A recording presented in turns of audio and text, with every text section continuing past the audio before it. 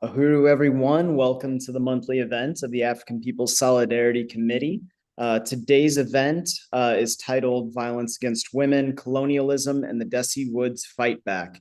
My name is Brendan. I am a member of the African People's Solidarity Committee, or APSC. The African People's Socialist Party formed APSC in 1976 with the mandate that we organize other white people to build the movement of reparations and genuine solidarity with the liberation of African people. That is our assignment, and we work under the direct leadership of the African People's Socialist Party. Starting off, I just want to salute our leadership, the African People's Socialist Party Chairman, Orunmila Yejide, and the Deputy Chair, Onezene Yejide. And I also want to salute my leadership in the Solidarity Committee, APSC Chairwoman Penny Hess. Before we get started, if you're tuning in on YouTube, please make sure to like and subscribe so you get alerts whenever we go live or post a new video. If you're tuning in on Facebook, please share the live stream with friends and let us know in the comments where you are tuning in from. We'll have a Q&A later in the program, so feel free to take notes. And please enter any questions you might have in the Q&A feature in Zoom or in the comments feature in YouTube or Facebook. So I just want to let people know that this event is a fundraiser for the Uhuru Solidarity Center, which is the national headquarters of the Uhuru Solidarity Movement. It's a beautiful organizing center located on the south side of St. Louis with a banner outside that reads "Unity Through Reparations." This building is owned by the party's Black Star Industries, and tonight we have a goal to raise at least $600. So please go to APSC uhuru.org/donate and make a contribution now. Usually we would be having our event at the Solidarity, which is actually where I am. I am at the Uhuru Solidarity Center in St. Louis, but we were unable to host people here. There's some important maintenance work going on. So very soon we look forward to resuming our in-person events. And I just want to, thank everybody for joining online today. So, and now I want to, say we're very excited for today's special guests. We have APSC Chairwoman Penny Hess, who will be interviewing Yejide Orunmila, president of the African National Women's Organization. We will also hear from other members of the Solidarity Movement about the party's historic campaign to free Dessie Woods, as well as Uhuru Solidarity Movement Chair Jesse Neville, who will give an update on an incredibly exciting new reparations initiative that USM is launching this year that everyone here, I hope, can play a role in. So we have a packed program. We'll also have that Q&A, so please submit the questions in the Q&A feature in Zoom, or if you're watching on YouTube or Facebook in the chat. So let's go ahead and get started. I'm excited to welcome APSC Chairwoman Penny Hess. Uhuru!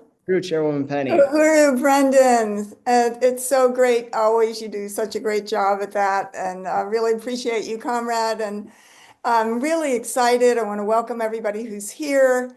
And just say, first of all, that we're very honored to have with us president of the African National Women's Organization, Yejide Orunmila, who is also a member of the National Central Committee of the African People's Socialist Party, a leading body of the party. And it's an honor to have you, President Yejide, with us.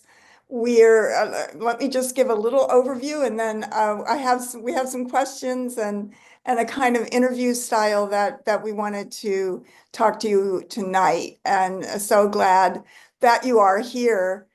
Before we start, let's show a segment. We're going to be talking about Dessie Woods, an incredible struggle that the African People's Socialist Party was leading when I joined, when the African People's Solidarity Committee first started in 1976, and in the late 70s, early 80s in particular. Dessie Woods was a powerful African woman in Georgia who killed a white man who was attempting with a gun to rape Dessie and her friend Cheryl Todd. Dessie Woods fought with him for his gun and killed him. And just, the party led a powerful campaign, Free Dessie Woods, Smash Colonial Violence. And that's what we're going to talk about tonight. So before we start, Lisa is going to show just a brief clip I found online of Dessie Woods speaking, and really there's very little film footage of her, so this is powerful. We can't hear. Since I've been to prison, I can't think good. My thinking is off and everything. 6.5 years in a Georgia prison, most of it in administrative segregation, has taken its toll on Dessie Woods. Her daughter and son are barely old enough to remember the summer of 1975 when she was accused of robbing and killing a Macon, Georgia man who she claimed tried to rape her and another woman. The other woman served a few months for theft by taking. Dessie Woods was not so lucky. She was sentenced to 22 years on a reduced charge of manslaughter. true. Even if I was guilty, the courts tried it wrongly and they're supposed to acquit me. But I'm not guilty. I wasn't guilty. They know I wasn't guilty. Uhuru. Uhuru, that's a little news clip of the when she was released in, I believe, around 1981 from prison, and due to, as you could see from the poster there, the struggle led by the African People's Socialist Party and Chairman Omali Yeshitela, but a struggle that went around, reverberated around the world. So I want to just welcome everybody to this event. I want to join in saluting our leadership, Chairman Omali Yeshitela and Deputy Chair Onizine Yeshitela. And that is something that we always have to do, because certainly as North Americans, as white people, without the leadership of the Chairman Omali Yeshitela, and the African People's Socialist Party, there's no way that we as white people would be able to see the world as it really is, through the eyes of the African working class and the oppressed and colonized peoples of the world. And so it's a great honor to work under the leadership of the chairman that had the strategy to create a solidarity committee of white people to become the voice of Black power in whiteface, to send the message of African liberation behind enemy lines, as the chairman has said. So we're also here tonight, of course, we're saluting the victory for colonized indigenous people of this land with the release of the freedom fighter Leonard Peltier, which we have been covering a great deal from the Hands Off Uhuru front of the African People's Socialist Party. And it's very, very powerful, and to recognize that this land belongs to the indigenous people, that white people have and are the settler colonizers that have participated in stealing this land and carrying out genocide against the indigenous people. But indigenous people are still here. This is their land, and they are struggling and they are winning. And again, we do want to welcome President Yejide Orunmila, member of the National Central Committee of the party and president of the African National Women's Organization. It's an honor to have you with us tonight. And let me just say a couple of things and as a kind of introduction, and then we'll get into it. So yes, the African People's Solidarity Committee is what the party calls a cadre organization, founded by Chairman Omali Yeshitela and the African People's Socialist Party in 1976. And a cadre organization is an organization, unlike, a mass organization, where you make a commitment to do what is necessary to complete and to be able to carry out the strategy of the African People's Socialist Party for African liberation. And, we'll say more about that. I want to salute our comrades, Allison, who is the Secretary General of the African People's Solidarity Committee and who led a really powerful workshop at the Uhuru Solidarity Movement Convention a week ago for, talking about how you can join APSC. And I just want to salute the Uhuru Solidarity Movement Convention and Comrade Dessie, Amanda, Len, all of you, Brendan, all of the comrades who made that happen, everybody who came. And I want to salute Afia Nwangaza, who was the special guest of the convention. It was such an honor to have her there. And the thing, she is really, truly a very historical figure and leader in the African liberation movement that goes back to the 1960s and the Student Nonviolent Coordinating Committee. And she was part of the effort of SNCC, as it was called, to put out the Vine City paper, which we're actually going to have a study about in 2 weeks on Wednesday, April 16th, which everybody is invited to. And that was a historical paper in which the Student Nonviolent Committee evicted all white people with the mandate, go back into the white community and organize your own people in solidarity with the liberation of African people, which didn't happen until Chairman Omali Yeshitela took it on to say, you know, white people are never going to do that unless the African liberation movement puts us directly under their leadership, which is what they did. So we're going to be able to study that on Wednesday, April 16th. Everybody should tune in. That's going to be very, very exciting. And again, you know, just sort of the terms for which the APSC functions and exists, our principles of unity really are that we acknowledge the leadership of the African liberation movement and the fact that this system was founded on the assault on Africa, the kidnapping of African people as enslaved for stolen labor for hundreds of years, for 600 or 700 years on land stolen from the indigenous people. And both of these carried out in popular campaigns of genocide, occupation, and assault and plunder by white people. And that the basis for white wealth, prosperity, and enjoyment, even of constitutional rights, is this assault on Africa and the colonial domination of African people and the people on the planet Earth. And so we understand, as the chairman has told us, that the struggle is not against racism, but for self-determination, that the struggle of African people is an anti-colonial struggle. The chairman was making that struggle right there with the poster that we saw, Free Dessie Woods, Smash Colonial Violence. And the chairman has fought for that ever since. You know, he became a political leader of the African liberation movement way back in the 1960s.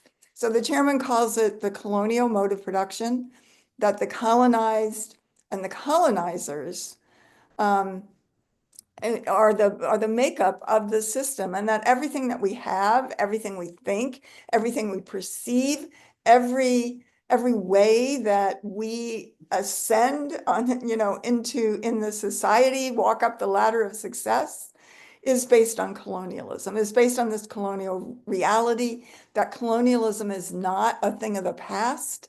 It is alive and well. It is the DNA of the system that we live in today. And that we're going to talk more about that and how, you know, and how that is the reality in the world today.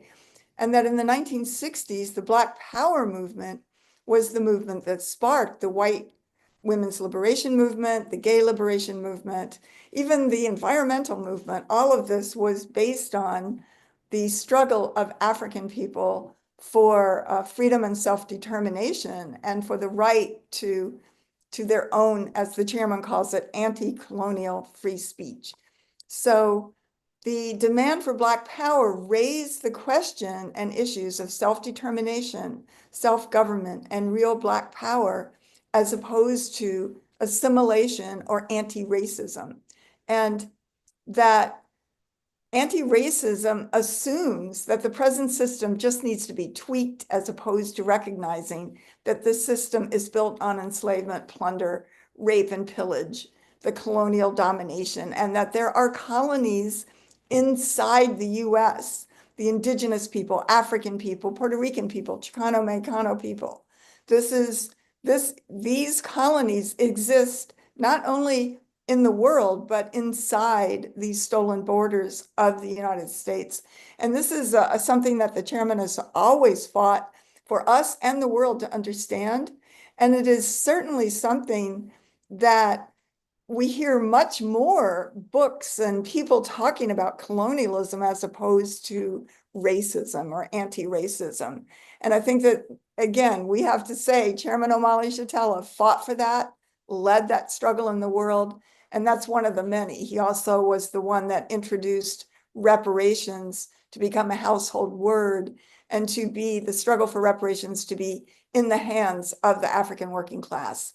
So when APSC, let me just say really quickly, also really want to welcome Comrade Redbeard, David Reardon, who's going to be with us, a longtime comrade who came into the work out in San Francisco, the solidarity work at the time that the party was struggling around the case of Dessie Woods. And he has some important, very historical items.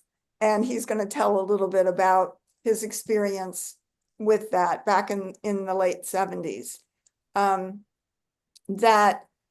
So Dessie Woods, again, was an African woman who was sentenced to 22 years in prison for killing a white man with his own gun who tried to rape her and her friend in Georgia. His name was Ronnie Horn, by the way. The party's international campaign to free Dessie Woods had the slogan, "Free Dessie Woods, smash colonial violence." The party built a worldwide campaign around Dessie Woods before the internet. People would send us magazines and articles, books and things from Japan and all throughout Europe and, just all around the world, articles that were in those papers and magazines about the case of Dessie Woods. And in fact, the leader of the whole committee to free Dessie Woods, Demisha Blackearth, made a tour to all throughout Europe and, and won different places where it was voted on to name streets after Dessie Woods, et cetera. So, it was very powerful before the internet. And I just wanted to read this really quickly. This is from something on the internet called the Freedom Archives. And it says Dessie Woods' name was known around the world after she was sentenced to 22 years concurrent sentence in prison for killing a white man in Georgia with his own gun when he tried to rape her and a friend in the state of Georgia. Despite, it said, large-scale national and international pressure and more than 20 errors in the trial court, 20 errors in the whole court process, the trial, the Supreme Court of Georgia denied Dessie Woods' appeal and upheld her conviction. In 1981, after serving 5 years of the original 12, because it was 22 years concurrent, Dessie was released from Hardwick Prison in Georgia due to a massive movement in her defense. When Dessie was released, she converted to Islam and changed her name to Rashida Muhammad. And she moved to Oakland. She moved to Oakland, California, which then was the headquarters of the African People's Socialist Party at the Uhuru House in East Oakland, the amazing Uhuru House there. And she became a community activist. She was a doula. She was a highly respected doula who delivered babies amazingly in a natural way. She was a natural healer. She spoke at the Uhuru House and Uhuru movement events very often. And we saw her young son in that little video. Her son was murdered in Oakland, and very tragically when I think he was only about 20. And she held the funeral at the Oakland Uhuru House, and that was unforgettable. It was packed, making a tribute, to Rashida and to her son. So I just want to say that we are going to open this up a little bit later. I know there's others on this, other comrades, Comrade Allison, Maureen, who may be on here tonight, who can come on and say a little bit about the Dessie Woods campaign themselves. As I said, we're going to bring Comrade David Reardon up after we interview President Yejide. So I just really want to welcome you, President Yejide Orunmila. Thank you so much for being on, and welcome. Uhuru, we can't hear you. I can't hear you. I don't know if I think I unmuted and then the host muted me. So okay, great. I wanted to I appreciate you so much and the Uhuru Solidarity Movement for the invite and to talk about this really important subject matter around, colonial violence and how it shows up, in the world for African women and how we sum it up as well. Great. Well, I just wanted you, before, we start, that you would tell us a little bit about the African National Women's Organization. And I know you were just saying before the webinar that this was an incredibly busy month, that you've been speaking all over as usual, but in a particularly busy kind of way. And I know it's a very dynamic organization. So please tell us a little bit about ANWO. Absolutely. The African National Women's Organization is celebrating our 10th year Wow. of existence. 10 years. I've been the president for all those years. And it was created by the African People's Socialist Party in 2015 to address the special oppression that African women contend with under colonial domination. So our responsibility is to organize African women into revolutionary political life, as the only anti-imperialist, anti-colonial African women revolutionary organization in existence. That's a very important job, and it's a very huge responsibility that we have to, transform, scores of African women into fighting revolutionaries. And I think just the reaction to Donald Trump, particularly here in the US, and how people are feeling in terms of the political landscape throughout the world. This month is particularly busy, and more so than it has been in the last few years. But I think it also is busy for us because we have dedicated ourselves to be out in the world in a much different way. Usually our month of March is is set up, preparing for the convention. So we hunker down, and we don't have a convention this year. So we have a gala, which we'll talk about later. But a lot of our work this month was to network, to be in space with other women who are organizing around this being Women's History Month, and to really see what they're talking about and seeing if we can align ourselves. And if they want to, if they're African women, join the African National Women's Organization. And if they're not, how can we coordinate and build together, this front of fighting, women, particularly colonized women that need to, form this alliance to fight back.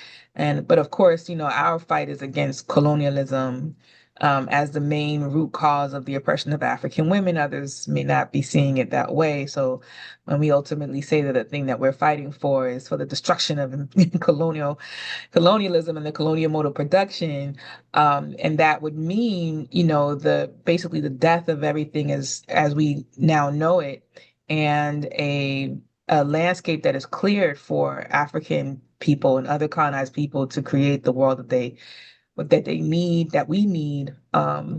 That's a very strong statement and a very strong mission that the party has instilled in the African National Women's Organization, and one that we expect to meet squarely ahead. Wow. Well, again, it's such an honor to have you with us tonight. Thank you so much. And I wanted to ask you a few things here and have a discussion. And I wanted to see if you could sum up the significance of the fact that the African People's Socialist Party took on the struggle of Dessie Woods with the slogan, "Stop Colonial Violence," in the 70s and 80s, at a time when the white feminist movement Mhm. was was rearing its head, born Mhm. off the African liberation movement, but coming as an opportunist movement. And that it was upholding African women because there were other African women who had defended themselves. If you remember, there was Right. Joanne Little and Right. others around that same time. But that other organizations or the white left was talking about white rape, colonial rape of African women as a overall women's right to self-defense Mhm. versus colonial violence. So I just wanted to get your input on that. Yeah, as you've already pointed out, that this was at a critical time in history This was following the defeat of the Black Revolution of the 60s, when our people were struggling to regroup after like brutal state repression, and white opportunism was on the rise in different categories. And like you said, the white feminist movement, or what it was called, the women's movement at the time, right? Was no different. But if we know our history, we know that, it didn't start with this so-called feminist movement, as they termed it at that point, but that white women seeking to break the chains of their oppression within the colonized nation have always sought to utilize or use or capitalize off of the conditions that African and other oppressed women experience as a result of colonialism. So this is the white opportunism that was on the rise. They were coming out of this. We were coming out of this defeat. They had also learned from these powerful movements, and they often like ignored and co-opted our struggles. But co-opted our struggles as African and colonized women. So the party's intervention in the case of Dessie Woods was a clear stance that African women's oppression is not just an issue in the abstract about gender. It was a colonial contradiction. So smash colonial violence, which is right behind me, is a really like political distinction, and it asserted that rape, assault, and the state violence against African women were tools of colonial domination, not just individual acts. So this moved the narrative from women's rights to a national liberation. And, from what I wasn't around then, I was alive, but I wasn't around then, I was too little. So what I understand, that was really a point of contention in the Dessie Woods struggle, because the white feminists really were struggling to keep this within the scope of women and rape. But, the clear history of the United States is one that was founded in the rape, the forced production of human beings, and rape, and the theft of African human beings, and the use of African women's wombs as a factory, and a utilization of our bodies and our communities and our families as the means of production. So there was no movement to protect Black women then. There was no movement to protect Black women from the white husbands who would go into the slave quarters to go, have fun or whatever. So that also brings up like the white opportunism, because in this, you can see it clearer and clearer now that it only served to bolster, white feminist movement. And also what feminism does is to place, women in contention with men of their nation. So it was to like recruit African women into this ideology that is bourgeois in nature, and serves no purpose other than to align yourselves with white power, and then turn these Africans into feminists who can then go into the African colony and make these sort of claims too around, the conditions that that we experience as African women. But the things that we experience are a result of colonialism, the heightened amounts of violence, the exploitation. All of these things are heightened within our colony. And so when you arm in a certain kind of way African women with this politic, and you send them into the most exploited, oppressed, colony within the United States, you're gonna, it's gonna cause devastation. And so we recognize that that's what their attempt was, with using the Dessie Woods, with trying to, frame the Dessie Woods case as some sort of like race, gender issue, as opposed to the one that we turned it into, which is the national, issue around colonial violence. Thank you for that.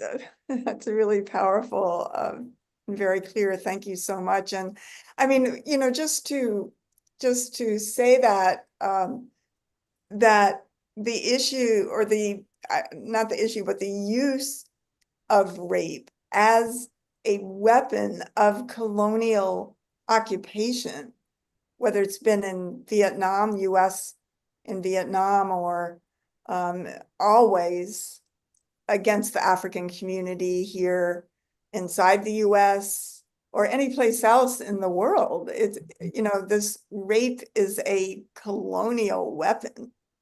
And I just wanted you to, say a little more on that, if you could. Yeah, I want to say that because, when we hear about mass incidences of rape as a tool of war, we primarily hear about these in cases where it relates to African people.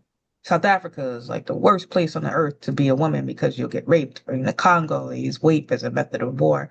But we understand that the biggest purveyors of rape is the colonizer, right? Chairman O'Malley defined this as a colonial society rooted in a culture of violence. And so from the very beginning, when we're talking about genocide, theft of land, and slavery. And the system relied on rape, like I said before, as a weapon of war, like a domination of coercion. So it's not incidental, it's institutional. And the society was built on assault, pillage, enslavement, and lynching. And it basically is natural that rape would be embedded in its DNA. So it's not just about individual perpetrators, right?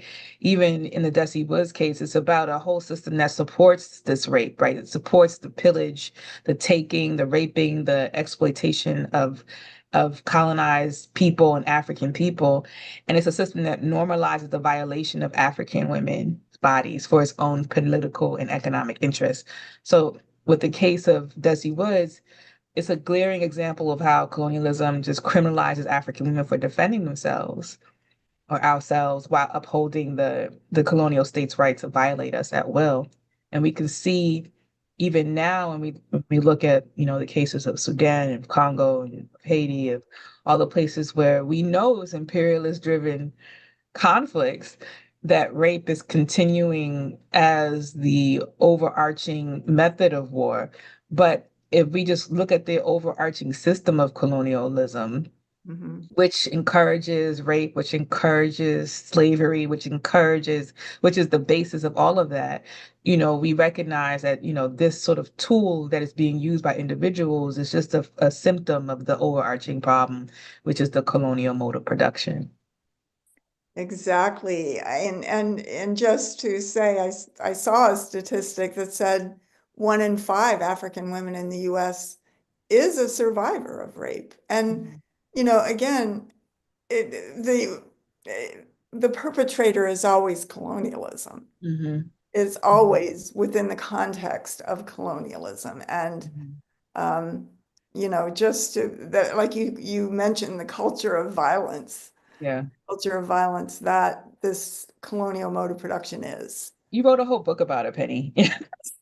And you should plug it because just, it's pages and pages of examples of what colonial violence is and the worst kinds of torture and just crazy things that these human beings did to others based on this idea of superiority or just inherent rights to African people and indigenous people's bodies it's crazy. And to think that has gone away somehow, that's not embedded in the fabric of this colonial project is ridiculous. We have to recognize it, that it's always here and will always be here, and until we destroy it, and that's what we have to do. Yes, and you often talk about President Yejide. You often talk about African women's resistance historically and now that set the bar for anti-colonial resistance.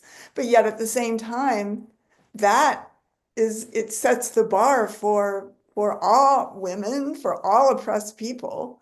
This African women fight, have resisted, and as part of the whole people. And I just wanted you to discuss that. I mean, it's not, I don't know. I'm an African woman, so I don't know too. I mean, the examples that have been around me my entire life has always been embedded in our culture, which is like, it's not weird to know that an African woman led armies. It wasn't Mhm. weird to understand that as a part of rebellions against enslavement, that African women were often seen as leaders. As a matter of fact, in Jamaica, Queen Anne of the Maroons is on the money. She was a leader that helped African people escape enslavement and created its own society up in the mountains of Jamaica. In the United States, we have Harriet Tubman, who once Harriet went to freedom, so-called freedom, she could have stayed up there. But this is the nature of, these are not anomaly. These are not strange women. These are women who have been actors and who come from a legacy, a lineage of fighters, particularly, fighters who recognize that we are being exploited and oppressed and violated and as a part of that, as a part of that, experiencing that violence, and as African women, because we know that the colonizer devalues, women, that we have the most to gain from resisting. And it's not even a question of like we got to go back and rescue women. It's like we got to rescue our whole people. Right. And our fight back has never been about reform. It's always been about like total transformation. African women did not wait for permission to resist. As a matter of fact, Harriet left her husband behind because he didn't want to go, and she took her space. And we've always just resisted, through rebellion. We've always organized it, and we always defended our own lives by any means necessary. It might not have been outward violence. It could have been underhanded violence. It could have been, doing some sort of thing to the oppressor. And what's important is that our resistance, as our history, has never been about like inclusion into the violence system. It's been about overturning it, particularly in the African National Women's Organization. We can kind of see some different iterations right now with African petty bourgeoisie and all of that, who have learned from the bourgeoisie to make do what they're given and sit back and allow for these things to happen. But as if you're a fighting African woman who recognizes that this oppression is ongoing and continuing, and the only way that we'll have to get out of it is to fight back, then it's always been about defending our lives and our dignity. It's always been about overturning the system, and that's what sets African women apart, in the struggle against sexual and state violence. Yes. Uhuru. And I just, I know that you often use the term, there's no such thing as women in general. Mm-hmm. And can you just talk about that? That is, again. Yeah, absolutely. That's right. Because just like I said before, like there is no such thing as women in general. We are living, the chairman, I ain't gonna take credit. The chairman gave this to me, the slogan, right? And it in his amazing analysis around the African working class and our condition, through the theory of African internationalism, women in general as a term is something that is useful for the feminist movement, right? It's useful because all women are in this together. All women experience these things, but that's not real. If we live in a world that's that is built up on colonialism, and there's a fundamental difference between the lives of women in the colonizing nation and women from the colonized nations. And women of the colonizing nation, white women, and no matter their gender, benefit from the pedestal created by colonial violence. We've seen the images of white women bringing their children at the feet in your book of Africans hanging from trees and making it a day, right? And so, and white feminism has always aspired to, white women has always aspired to share equal power with white men, not to dismantle the system that oppresses African people. They want the equal bounty. They want to share in the general exploitation of the world, and they don't want to be kept out of that. They want to break that glass ceiling in order to get at the loot that's stolen from everyone else. And they always like solve contradictions between themselves and the men in their nation out, and it plays out on African people. That's why we can clearly see that even even though African women, white women make less than white men, she still makes more than African men, you know, and African women. So like, this is, as long as they can make more money and ascend to the top with white men, they're fine.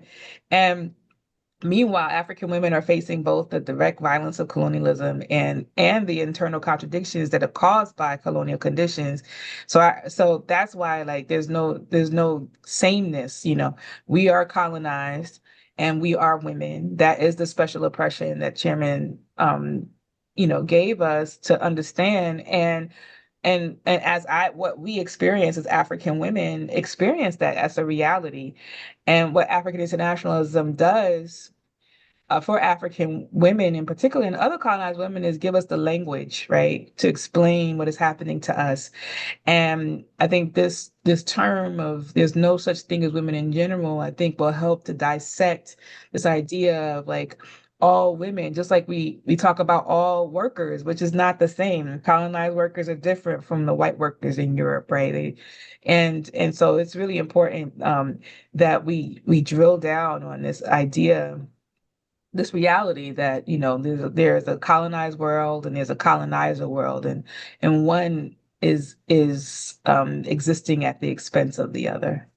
True. And I just want to say that, and back when in the day when I was researching for the book Overturning the Culture of Violence, just everywhere I looked, the percentage of the kind of torture and terror and murder and slaughter that's called lynching, and whatever form that takes, a huge, probably most of those were instigated by white women.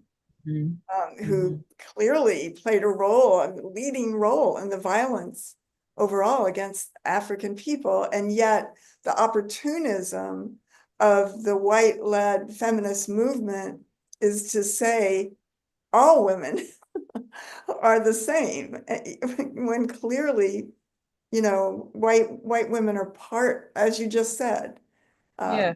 Well, I was reading a book called They Were Her Property, and I know that you did a study on it too. Yes. And I mean, it's sort of a masochistic book for us to read as African people. It's like we know, but it drills down on the nuances of white women and white girls during the period of slavery and enslavement of African people here in the US, and in what ways they, facilitated, and, they might not have been the ones that were inflicting direct violence, but like you're saying, that they were the instigators, they were the benefactors of it. I was talking to a colleague of mine today, and I was talking about like microaggressions, right?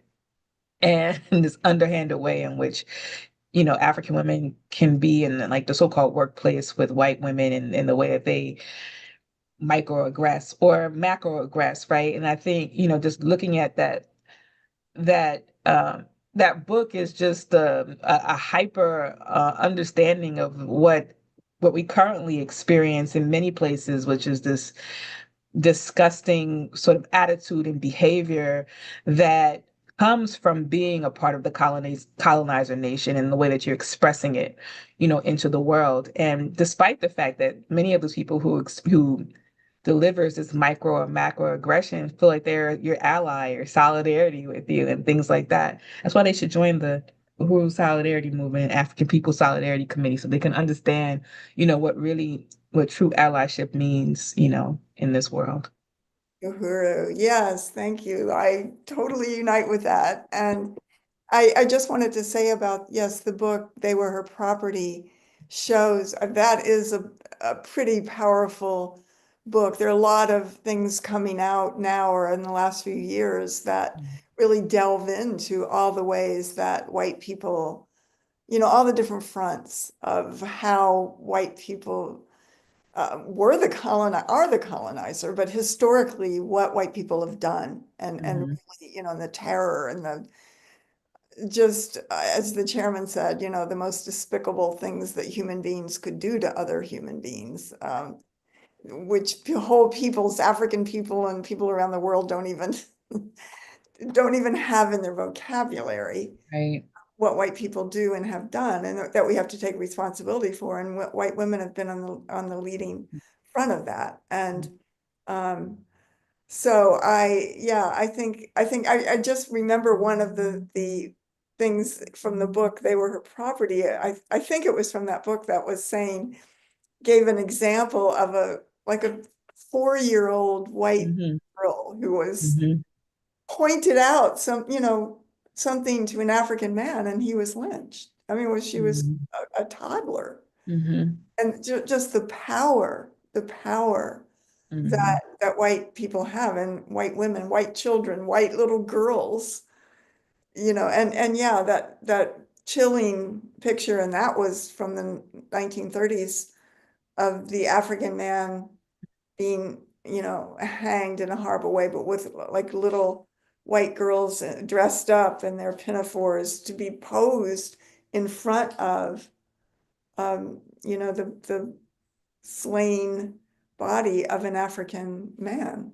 And even as white women and girls had no agency, the only agency that they had was in the control of African bodies Yeah. and being able to influence the men in this, they knew that they can influence the men of the colonizing nation to act with the manipulation of African and other colonized people's bodies in this.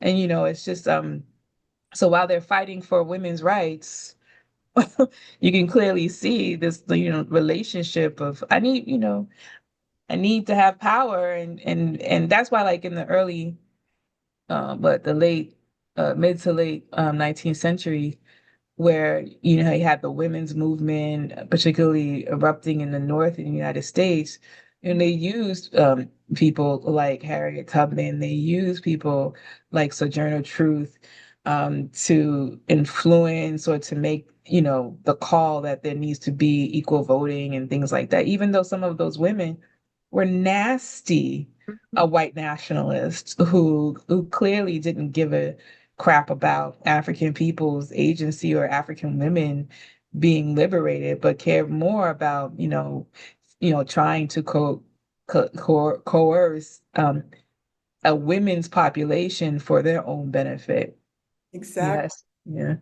The leading feminist, white feminists, and that New York, I think they called it the Niagara movement or something, that, all these bourgeois white women, Mm-hmm. yeah, it was totally for power within the system that we live in, under, in colonialism, to have more power, more wealth, the ability to, to own property and to get inheritances and all that was what they were fighting for. Mm-hmm. And the right for white women to vote.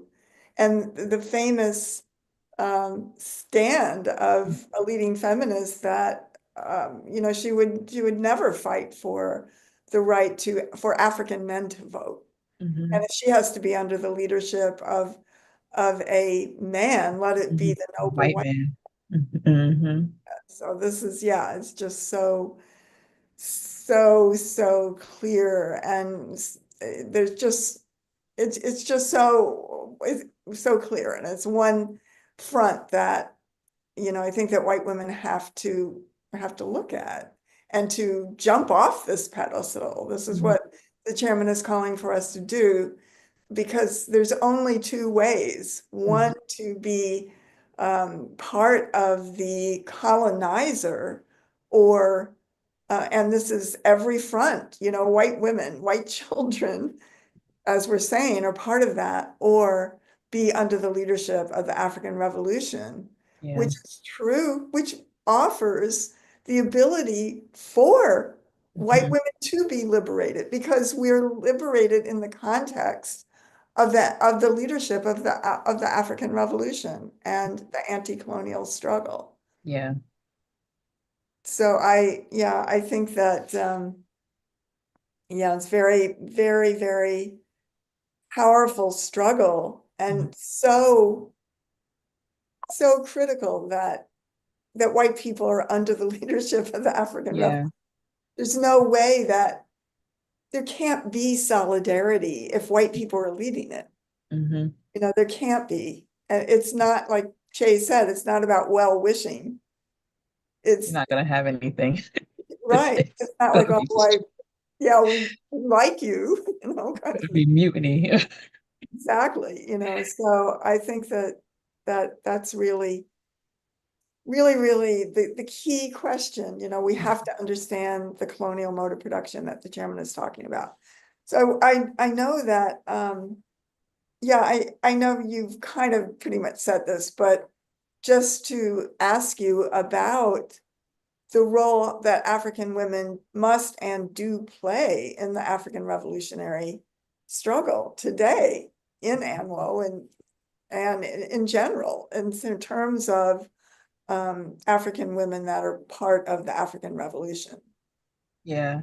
Say I would something. like to see more representation of that. I think,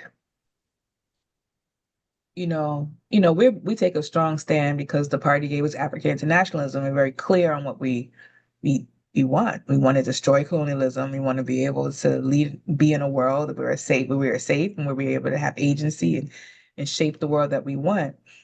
And what colonialism has done is, created division not only along this question of feminism, but really before this idea of the African petty bourgeoisie and this desire to have what white people have, which is a general desire of anybody because white people stole everything and we want our resources, and so they created the African petty bourgeoisie. And so, this is a major force amongst African people and desire for African people. So when people talk about things like Black Girl Magic or things like that, they're not talking about Asada, they're not talking about Harriet, they're talking about Nanny of the Maroons, they're talking about Oprah and Obama and things like that. So, the role that African revolutionary women that really understand the question of freedom and liberation, because I also want to be clear that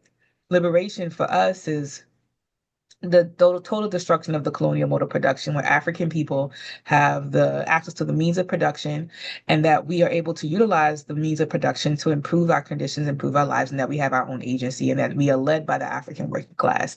Liberation for others may mean that we just want to not have the police on our shoulders, but maintain the system of colonialism as a way and think that they can improve it. So there is a lot of nuance, I think, in the space now when we talk to people who talk liberation but don't really understand it. And that's why it's so really wonderful to be trained up in African internationalism. And because, people can sound crazy around you. It's like, what you mean? You don't know what liberation? I've asked somebody, who talks about liberation? What do you mean when you say liberation? And they were confronted by this question. And like, I'm not sure. And because it's thrown around in popular culture right now because people are tired of the status quo, they're tired of the bourgeois leaders and things like that, but they don't yet know what it is that they want. And it's our responsibility to have a big voice. It's our responsibility to talk to these women who don't yet know what it means to see a world free from this whole thing, because we're hundreds of years underneath this. And so the revolution is something that we are clearly taking a stance on. And I think just being able to say that we are African internationalists, we are anti-colonial, anti-imperialist, revolutionary African working class organization is really a grand distinction. Actually, one of the Black women's marches that we attempted to participate in, we had it on our banner, and we were told that we shouldn't show the banner because the banner seems divisive. So, but it was wild. It was wild times. Was it a white feminist thing? No, it was Africans, but that's what I'm saying. We have to contend with these very liberal, non-distinct, don't really understand, what freedom is, and it's very harmful. So, our role in the African National Women's Organization and the role that African women have played since the inception of the party has been to lead, to organize, and to challenge the special oppression of African women. And the history of the party has shown that African women has always been in leadership roles.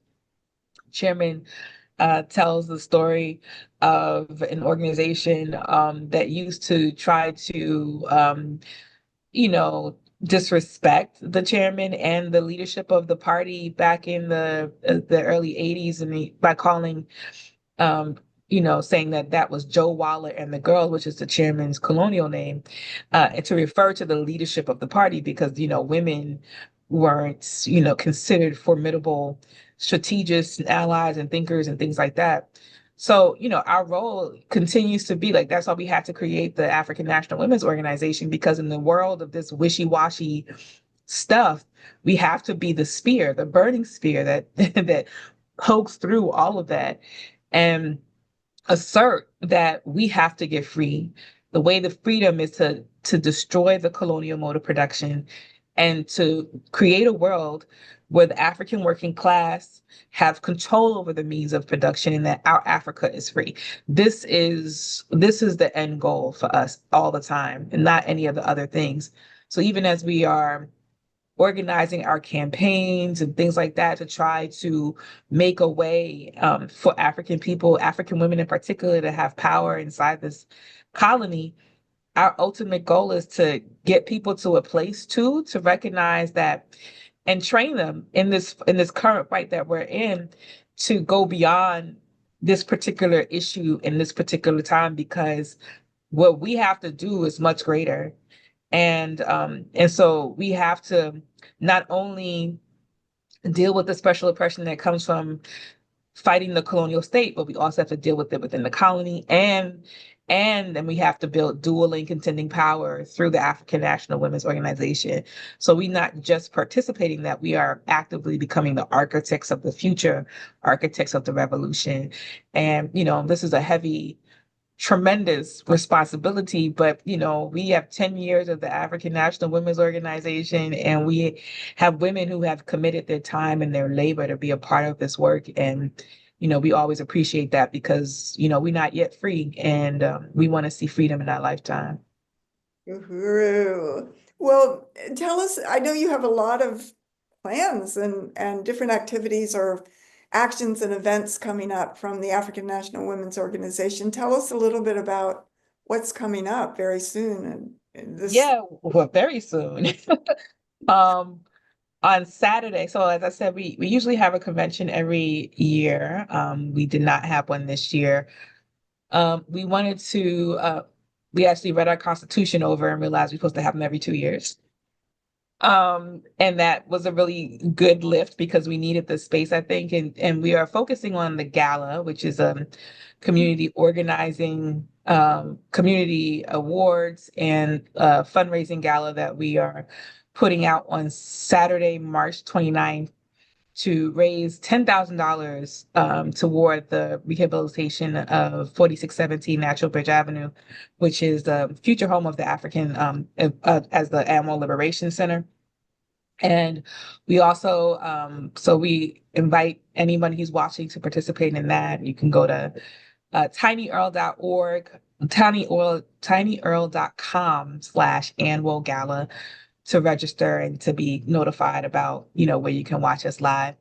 We also preparing. Hopefully somebody can put that in the chat. Yeah, tinyurl.com/annual gala. Okay. And Yeah, we also, I hope so.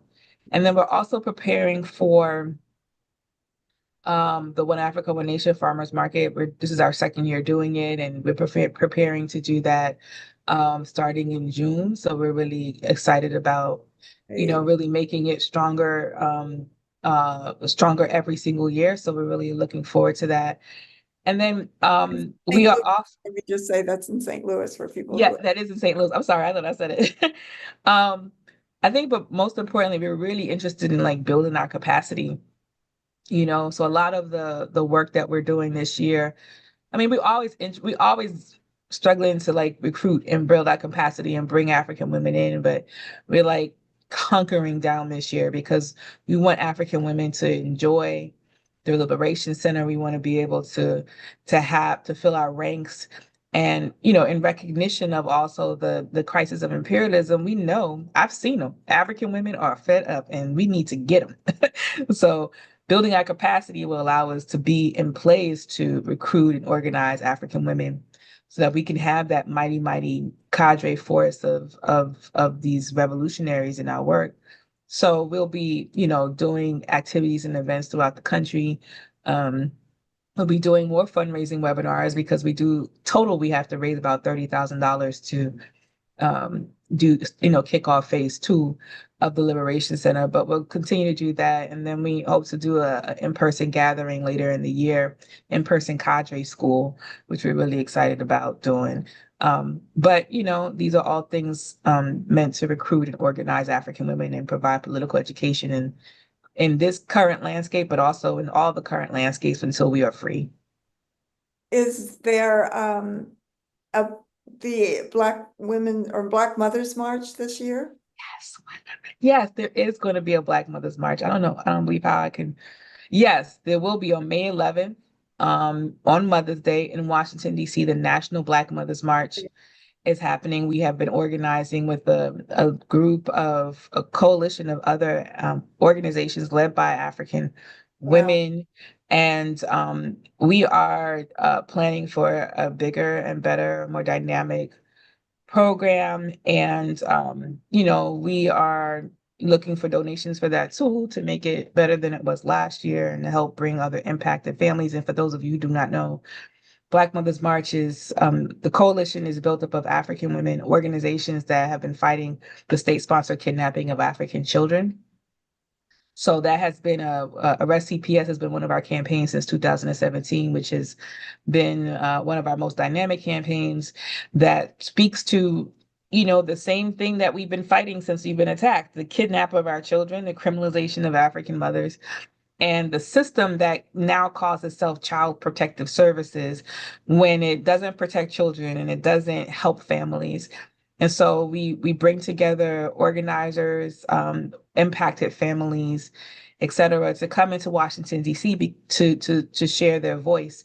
And we also organize these people after the march to be a part of the work. And it's really dynamic. And so people can go to blackmothersmarch.com, very simple, to learn more about that and to be involved. Come, we want more people to come. You don't have to be a Black mother to attend, and to really share out that information. That is a very, very dynamic march, and I believe there's a conference and with that as well, or some there's an event after. Yeah. We have activities throughout the weekend. So the march itself is the primary, you know, thing, but we'll have political education opportunities starting from Friday all the way up to Sunday. So people can be a part of our art activation, conversations, things like that. So it's more than just a march, but it's not a conference per se, but there are opportunities for building and networking and connecting with one another. Wow, that is so powerful. And I have had the honor of being at the Black Mothers March. And it is very, very dynamic and powerful, really, to be, just in the heart of the colonial imperialist belly of the beast. On Mother's Day, when people are trying to have brunch and to see these dynamic, loud African people marching down the street talking about giving back our kids back on Mother's Day, it's a really powerful statement. Yes, it is. Yes, it is. Absolutely. Well, that is exciting. And I do want to call on everybody who's on this event to go to, would it be anwouhuru.org/donate to really, you know, let's contribute to the fundraising that ANWO is taking on to get this new center here in St. Louis, which I believe will be, you know, kind of the headquarters of ANWO. It's very, very exciting. So yeah. I also want to just thank people because there were a bunch of people who donated to the first phase, which was to raise $10,000 to get the roof replaced, and we were able to get the roof replaced. So just want to continue to, raise up people. That was a huge monumental effort, a huge lift. And we just want to thank people for actually contributing to that. And now we're on to the second phase. So That's very exciting, very Yeah. exciting. And do you have an economic institution of decolonize? Is that? Yes, we do. So yes, we do. Our built-in economic development institution is the Colonies here in Body. Is a company that is under the banner of Black Star Industries, which is led by Deputy Chair Onizane Shatella, the Deputy Chair of the African People's Socialist Party, and one of the many economic institutions of the movement. And we focus on indigenously rooted ingredients in our products that comes from indigenous communities that we've always used. So we don't put harmful chemicals in it. We try to keep it as clean as possible. And we also have revolutionary quotes and people on our labels as a political education tool as well to start conversations. And people can find out more about Decolonize. You can purchase from Decolonize by going to decolonize.com and learn more about it and share and purchase. That's also a great way to give it for a friend, give it for Mother's Day, Yes, Father's Day, and all the things in between. amazing products that are virtually handmade, all natural ingredients, Mhm. really, really powerful. So I'm sitting in my workshop right now. This is where it gets made on the other side of this camera. oh, okay. Yeah. Guru. Yeah, so please just support ANWO. This is just really want to call You're on. supporting the labor of African women right there. Yeah. It's an African woman, not just owned, but made, Yes. organization, like company, is the hands and the thought and the mind and the recipes that go into it. So yeah. Guru. Well, this has been very, very powerful speaking with you. Thank you so much. And we're going to have a little bit of Q&A if you can stay Yeah. on a little bit. Yeah. As Yejide, that would be powerful. So just put out your website one more time. So for people to learn more about the African National Women's Organization, you can go to ANWO Uhuru, ANWOUHURU.org, and just find out more about us, what we focus on. And if you have questions, you can always email us at info@anwouhuru.org. And we have a phone number too if you'd like to call. It's on our website.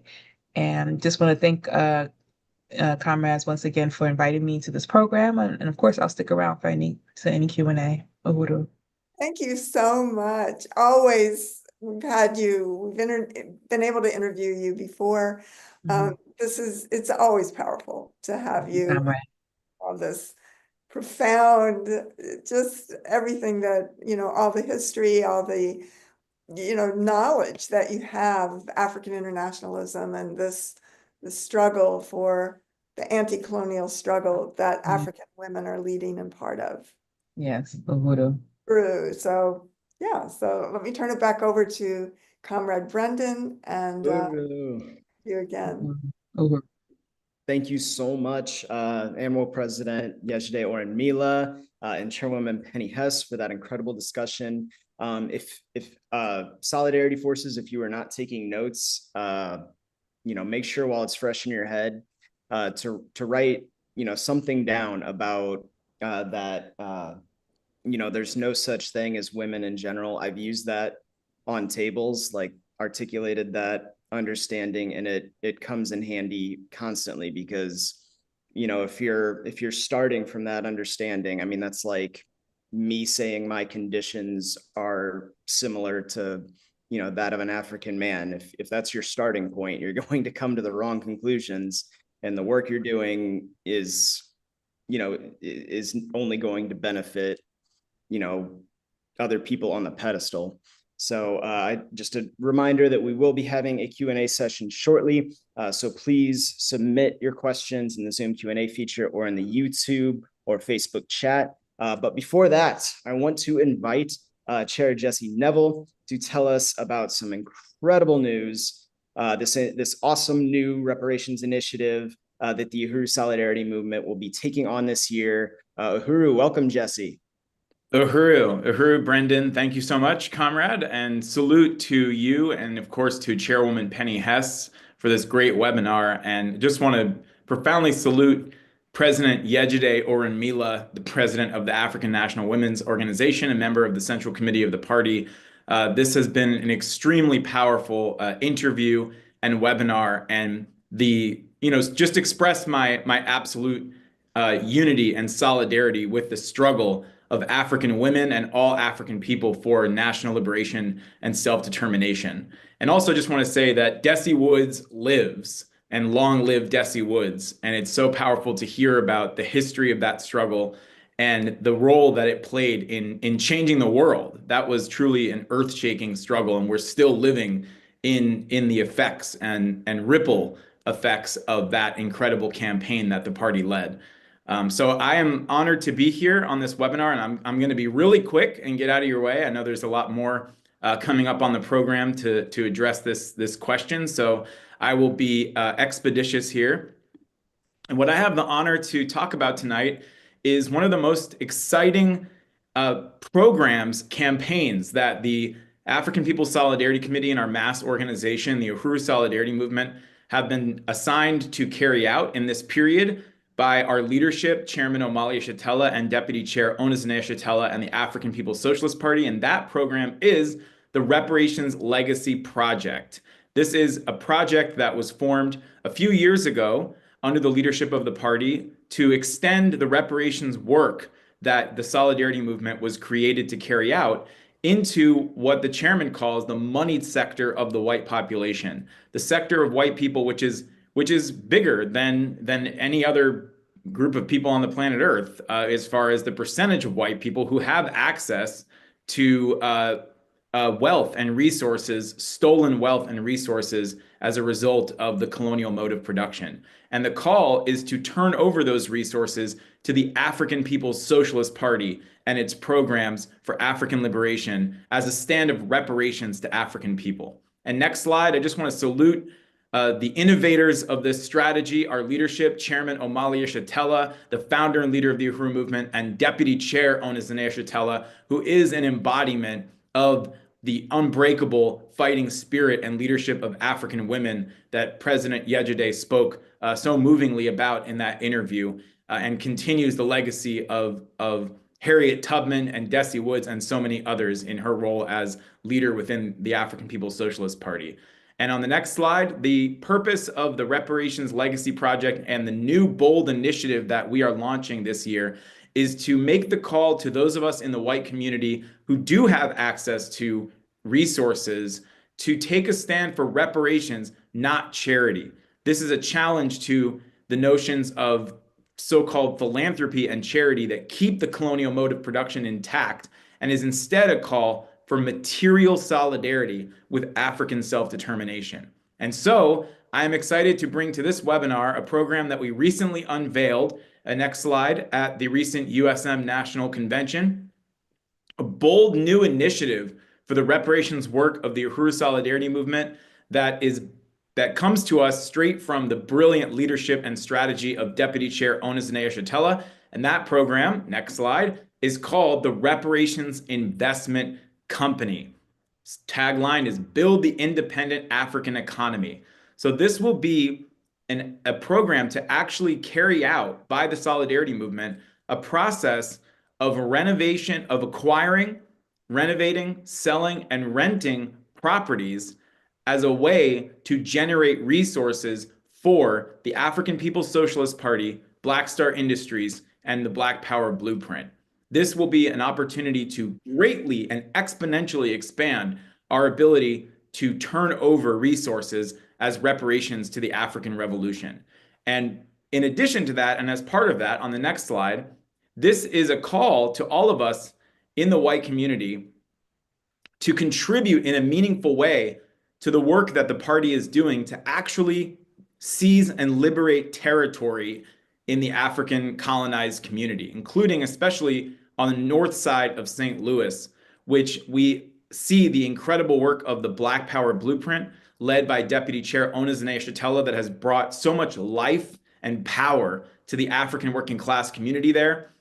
with several properties, dozens of properties which have been acquired and transformed from properties that had been left to rot by deliberate colonial city policy over generations into beautiful and empowering programs of the African community. And you can see some of the pictures of that here. So the Reparations Investment Company is something that will actually be a subsidiary of Black Star Industries, owned by the African People's Socialist Party, that will create a vehicle through which those of us in the white community, the colonizer community, can participate and contribute under the leadership of the African working class in building power in the hands of the African community, modeled on and contributing to the work that the party has been doing for many years, and in particular here in St. Louis with the Black Power Blueprint over the past decade or so. On the next slide, so you can see this is a process that will contribute to the party's goal of seizing territory in the hands of the African working class. This is a map. And anyway, I'll say something about that in a second, but this is a map that shows, especially how on the north side of St. Louis, the party has acquired so many properties that have become just beacons of genuine hope and empowerment in the African community.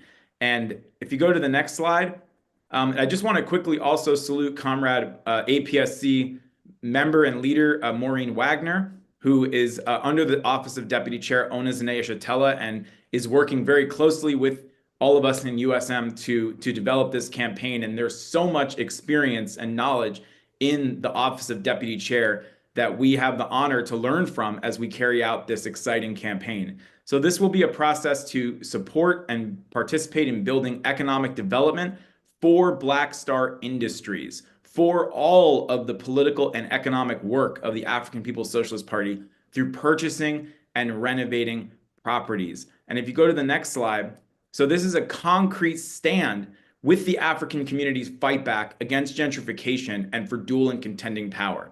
In the city of North St. Louis, there is a very insidious plan that has been carried out by the city government for decades now that is reaching an apex in this moment with the construction of what's called the NGA, the National Geospatial Intelligence Agency, a major multi-billion-dollar spy agency used by the US government, the US military, to plot drone strikes and carry out other kinds of colonial assaults on oppressed peoples around the world. They put that NGA right 2.5 miles from the Uhuru House in North St. Louis and pushed hundreds, if not thousands, of African people out of their homes, just as they've done time and time again. And what they're planning to do now, and already are starting to do, is have white people buy up entire blocks of North St. Louis to make it possible for white people who work for the NGA to come into North St. Louis, move into those homes, gentrify the community, and push the African community out. And the Black Power Blueprint and now the Reparations Investment Company is a concrete way of putting a halt on gentrification, stopping gentrification dead in its tracks, and saying the African community is going nowhere. They are staying, they are growing, they are building, and they are fighting for power and liberation.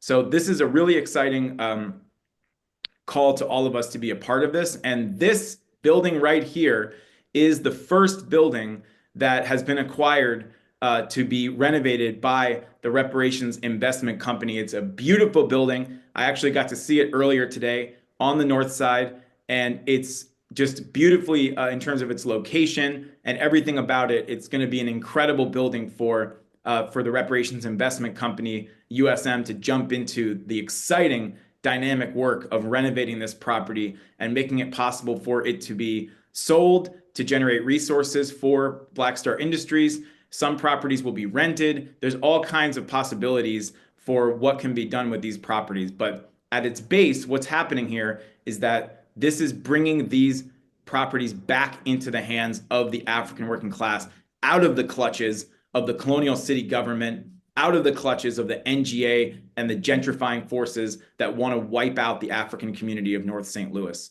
So we are jumping right into making this program happen. The next steps include inspecting sewer systems, putting a new roof on the building, determining what type of rehab will happen on this building, bringing in the resources to make this work happen, And this is going to involve every single person on this webinar, every single member, supporter, follower, donor of APSC and the Uhuru Solidarity Movement to jump into this exciting work and literally get your put your hands on the process of reparations, of repairing the damage of this system that was built on slavery and genocide for our benefit, which we have been complicit with, as President Yejide and Chairwoman Penny spoke of, and which we can now take genuine responsibility for. So I'm just going to wrap up now and say that, oh, okay, and Chairwoman Penny is going to join us as well. Uhuru. Uhuru, Chairwoman Penny, do you No, want to? I just, and Comrade Brendan is coming on, and Jesse, I'm really, really excited about the this whole project, the program, the reparations legacy program, et cetera, and just this work that we're going to be doing and are jumping into under the leadership of Deputy Chair Ona Shatella. And I do want to say also that the Uhuru Solidarity Center is part of this. It is owned by Black Star Industries. It is something that, you know, we have the responsibility for putting it out and raising the resources for, and that's part of what we're going to be doing as part of this whole overarching program for taking territory, extending the territory, the Black power of base of the African People's Socialist Party into the South Side, you know. So Yes. I do want to call on people for, you know, for tonight, we are raising resources for the Uhuru Solidarity Center. And you can, in order to do that, you can go to apscuhuru.org/donate. Uhuru. Yes. Uhuru, yes. And we've had a lot of people contribute already. So we had Carrie from Newport, $10, Redbeard, Uhuru, $50, Allison, St. Louis, $50, Sandy and Olympia, Washington, $10, Lisa, $100, Uhuru, Ruby from St. Louis, $35, Kristen, $50 from Spokane Valley, and then Uhuru Chairwoman Penny, $100. And I am pledging $25. So that puts us at $430. So we're just going to go through the slideshow real quick, just to kind of talk about where this is going. Yeah, the funds that we raise in these web events, you know, go to the Uhuru Solidarity Center in St. Louis, like Chairwoman Penny was saying, which is owned by the party, and we are responsible for, you know, for keeping it in shape. So first, the African People's Solidarity Committee is unique in that it is a strategic front of the African liberation movement behind enemy lines in the white community, led by the African People's Socialist Party, founded in 1976. Next slide. The mass organization of APSC is the Uhuru Solidarity Movement, with members in 130 cities in the US and Canada. APSC is a cadre organization, meaning we adhere to African internationalism, the worldview of the African People's Socialist Party, which is a worldview to change the world, not just analyze it. That's what we're talking about. It is a theory that demands practice. And the national headquarters of APSC and USM is right where I am sitting at the Uhuru Solidarity Center at 2654 Gravois Avenue, St. Louis, Missouri. You can see the beautiful building right there. The Uhuru Solidarity Movement holds the annual Days of Reparations campaign, and that includes the March Against Genocide. We had that this past fall in St. Louis. And I want to salute everyone who participated in the annual national convention of the Uhuru Solidarity Movement just 2 weekends ago. And so earlier this month, and raised over $20,000 in reparations to Black Star Industries. Next slide. The main work of APSC and USM is reparations. This is what we're talking about right now, returning the stolen resources to the programs of the party, building political and economic power to the African working class, including the Black Power Blueprint and the Uhuru Houses, Uhuru Foods, and Black Power 96.3 FM radio and the Burning Spear newspaper. So another critical front of all the work under the leadership of the party is the Hands Off Uhuru, Hands Off Africa campaign that is pushing back the state attacks on the African liberation movement and leading the struggle of anti-colonial free speech. So Uhuru, just checking. So we have $170 left to get our goal. I really want to encourage everyone, to go to apscuhuru.org/donate. Let's hit that goal tonight, and really, put those resources, back into the hands of the party, and make sure that our Solidarity Center stays in good shape. So Uhuru.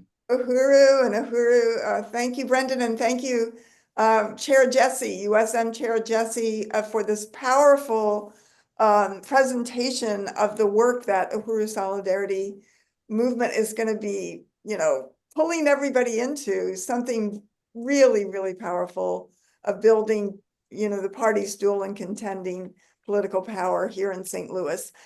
And Redbeard, I am so excited that you are here. It's really great to have you with us tonight, comrade.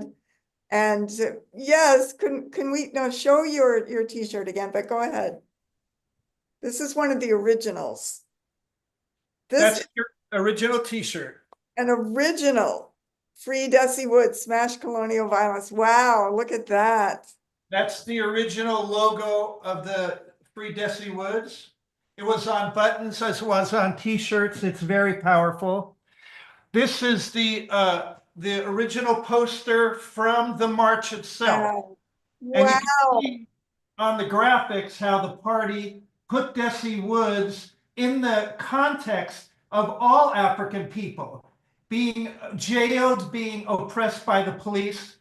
And I really can't add too much more. President Yejide really gave a fantastic sum up, as did you, Penny. But I would pay homage to party members Aziza and Hibasheshe, who recruited me into the July 4th movement to free Dessie Woods, which changed my life and that of my family, I would say.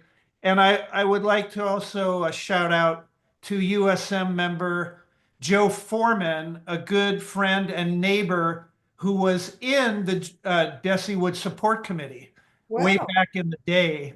Wow. The demo that day was very powerful for a few reasons. One, of course, the leadership of the party, but it was during a time of a lot of motion. It was a post-Civil War movement. It was post-victory by the Vietnamese. There was a revolution in Iran and Nicaragua. And at the time, the African population in San Francisco was about 13.5%.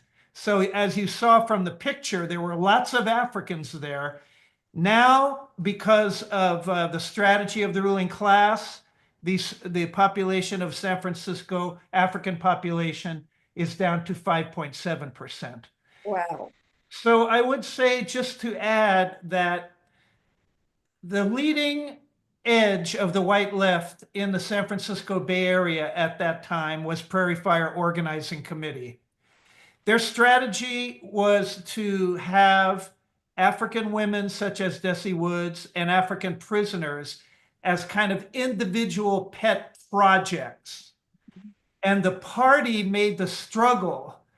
It was a sharp struggle. It was a realignment of the white left, saying you cannot take Dessie Woods or any African out of context. Yes. That was the first big struggle that went down. And the second was the party said, you have to follow our leadership. You want to get involved with African people, you have to follow our leadership. And that was the moment, and it was at the party's house, 611 8th Street, right around the corner from where I live, where Prairie Fire left. That was it. They didn't want to take the party's leadership. And then just the last thing I'll say, because President Yejide was talking about leadership of African women. We were at a very powerful protest 2 nights ago at the SF Symphony Hall because the Israeli orchestra was playing there. It was a powerful protest. And for 2 hours, the chants were led by an African woman with a bullhorn. I don't know who she was, where she came from, but she led the whole thing for about 2 hours, really dynamically. So this has been a great opportunity for me and my family. We're really grateful. I really want to thank you all. You especially, Penny, for your tenacity. And I'm just glad to be here. Thank you. Uhuru. So well stated, comrade. Thank you for that insight and the discussion about how the struggle to free Dessie Woods, smash colonial violence, was a struggle with the white left. Yes, it was. And Definitely. really powerful, really powerful. Thank you so much Welcome, Uhuru. for that. Really appreciate that, comrade. Uhuru, salute, Redbeard. So thank you so Brandon. much. I do want to thank a few more contributors. Johan in St. Pete, Uhuru, comrade Johan, $25. Maureen here in St. Louis, $50. And Wendy in Oakland, $10. So that gets us within $100. We are just $85 away from our goal. We are so close, comrades. Let's keep donating. Let's hit that $600 mark. Just, make sure that we're taking care of our Solidarity Center. Uhuru. And then, let's see, I'm looking, if you have any questions, make sure you put them into the, now's the time to ask, put them in the Q&A feature in the YouTube or Facebook chat. And President Yejide is still with us. So yes. Please, do we have any discussion, any other comments from you, Comrade Redbeard, or anybody else that's on? All right, well, yes, President Yejide says she's still here. Okay, that's good. Uhuru, wow, well, this has been really powerful. President Yejide, would you have any closing comments for us? Uhuru, comrades. I just want to again just thank APSC and USM for having me on tonight. And the chairman clearly talks about like the strategy of APSC, which is to go into the white community, to be Black power and white faith. To organize the white people, because the question had always been like, what would we do with the white people? We organize them on the behalf of the African Revolution, and we help them understand that you have to jump off the pedestal of oppression. You have to join the rest of humanity and become fighters against this colonial mode of production and bring the world the right side forward again. So I once again want to just appreciate everyone. And I also just want to appreciate the veterans. Like Redbeard is taking it back, right? And then we have Comrade Penny and other comrades in the APSC who have been in the trenches for decades, man. And I think that's really a testimony to, your dedication to not just, be a white person living underneath colonialism, because you also recognize that colonialism has not died. We have to kill it.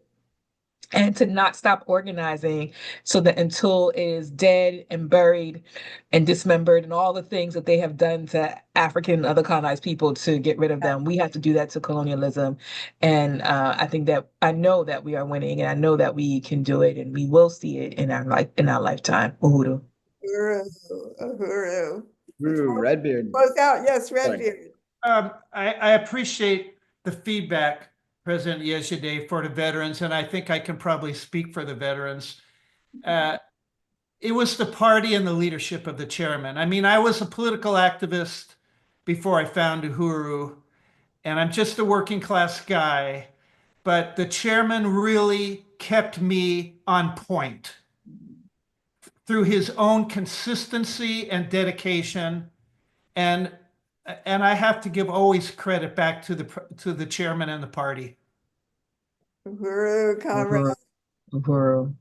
Yes, absolutely. And I do salute you, Redbeard, and all the years that you've been there. Yeah, The leadership of the chairman and the party, absolutely. The only way. All right, Uhuru, thanks. Uhuru Comrade. Thank you so much, President Yejide Orunmila. We're looking forward to the gala. Just Yes.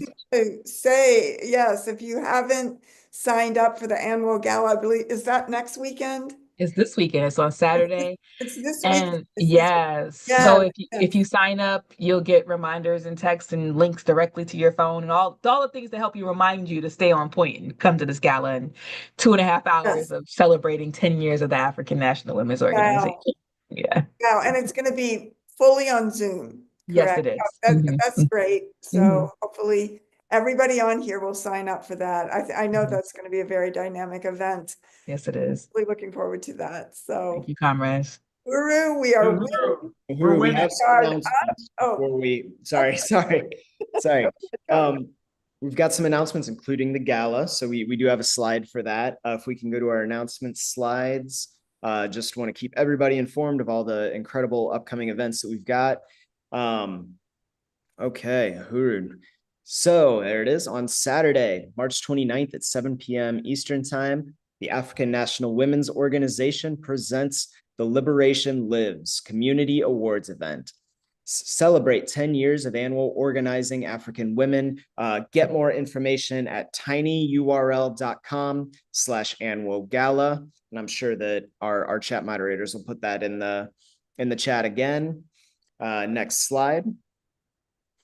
Okay, register for the USM mass meeting to build the Reparations Legacy Project and Reparations Investment Company on Wednesday, April 2nd, 6:30 p.m. You can register on Zoom at tinyurl.com/April reparations. I'm very excited about that as well. Uhuru, next slide. On Saturday, April 5th at 3 p.m. Eastern, 2 p.m. Central, join the Hands Off Uhuru Fightback Coalition for an event titled It's Not Over, discussing why the Uhuru 3 Fightback is more important now than ever and what's next for the Uhuru 3 Fightback. You can register for that at handsoffuhuru.org/register. On Thursday, April 10th at 4 p.m. Eastern Time, 3 p.m. Central, the George A. Smathers Libraries at the University of Florida will host an event to launch its new digital collection, Recordings of Burning Spear Media, 30 Years of Voices from the Uhuru Movement. The event is in person in Smathers Room 100 on University of Florida's main campus. The event will also be live streamed. So, for more information, go to theburningspear.com/events. On April 12th and 13th, the Black is Back Coalition for Social Justice, Peace, and Reparations is holding its 9th annual electoral campaign school, in person in St. Louis as well as online. For more information, go to blackisbackcoalition.org. And mark your calendars for the next APSC study happening on Wednesday, April 16th at 6:30 p.m. Central. We will read and discuss the Vine City paper written by the Atlanta Project, which was affiliated with the Student Nonviolent Coordinating Committee. This paper included discussion about the role of white people in the Black liberation struggle. And we will also study A New Beginning, The Road to Black Freedom and Socialism, which was the political report from the party's first Congress. Register for this study at apscuhuru.org/study. And we're calling on all APSC and Uhuru Solidarity members and supporters to read and distribute the Burning Spear newspaper. Now is the time to order bundles of the April issue. Go to theburningspear.store.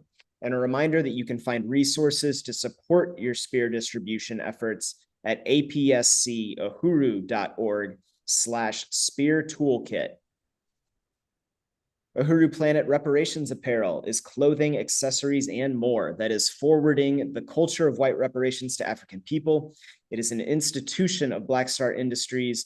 Go to the online store at uhuruplanet.com to check out the newest design, kick the ass of the ruling class. I still need to get one of those. Find details about these and more upcoming events at theburningspear.com/events. And make sure to visit uhurusolidarity.org and APSC to learn more about the Uhuru Solidarity Movement and the African People's Solidarity Committee, how you can become a member and join this incredible work to build white solidarity with Black power and unity through reparations. I want to thank you one more time to our incredible guests and to everybody participating online tonight.